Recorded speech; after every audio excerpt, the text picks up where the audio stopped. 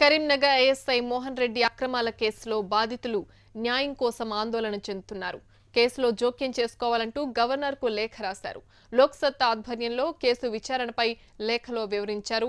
తమకు అన్యాయం జరిగే అవకాశం ఉందని ఆందోళన వ్యక్తం చేసిన బాధితులు న్యాయం జరిగేలా చర్యలు తీసుకోవాలని గవర్నర్కు రాసిన లేఖలో కోరారు.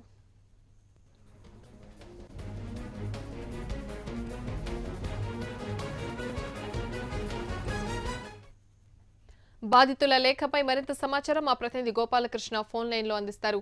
గోపాలకృష్ణ, చెప్పండి, బాధితుల లేఖకు సంబంధించిన వివరాలేంటి?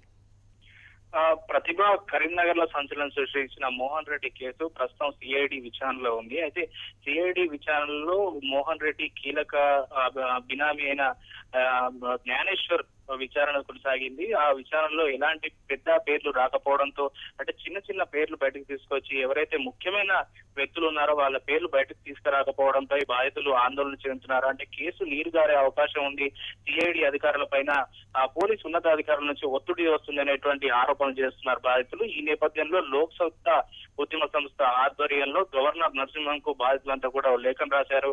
ఖచ్చితంగా ఈ కేసును సిఐడి నుంచి సిబిఐకి అప్పచెప్పాలి, అప్పుడు కానీ మాకు న్యాయం జరగదు, మీరు కూడా జోక్యం చేసుకోవాలంటూ ఆ లేఖలో రాశారు. మొత్తంగా అంటే దాదాపు 500 మంది బాధితులు కూడగట్టుకొని అందరూ కూడా బాధితుల సంఘం ఒకటి ఏర్పాటు చేసుకొని మోహన్ రెడ్డి బాధితుల సంఘం పేరుతో ఈ వ్యవహారాలన్నీ కూడా నడిపిస్తున్నారు. వీరికి అండదండగా లోక్సత్తా కూడా ఉండడంతో లోక్సత్తా ఆధ్వర్యంలో ఈ లెటర్స్ పంపించడం జరిగింది. మరోవైపు జిల్లా కలెక్టర్ కూడా మరో లేఖ రాశారు. అంటే ఎవరైతే బినామీలు ఉన్నారో ఆ బినామీలకు సంబంధించింది, తర్వాత మోహన్ రెడ్డికి సంబంధించినటువంటి రివాల్వర్స్ అన్నిటి కూడా లైసెన్స్ రద్దు చేయాలి.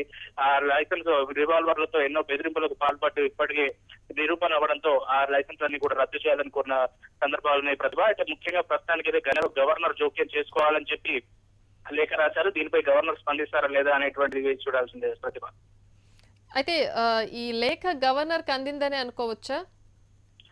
ప్రతిభ ఖచ్చితంగా లేఖ నిన్ననే కొరియర్ చేశారు గవర్నర్ కు. గవర్నర్ స్వయంగా ఇవ్వాల్సి ఉన్న అపాయింట్మెంట్ దొరకకపోవడంతో కొరియర్ ద్వారా పంపించినట్టుగా మనకు బాధితులు చెప్తున్నారు. అయితే సీఎం కేసీఆర్ కూడా ఇప్పటికే బాధితులు తమ విన్నపాలు చేశారు.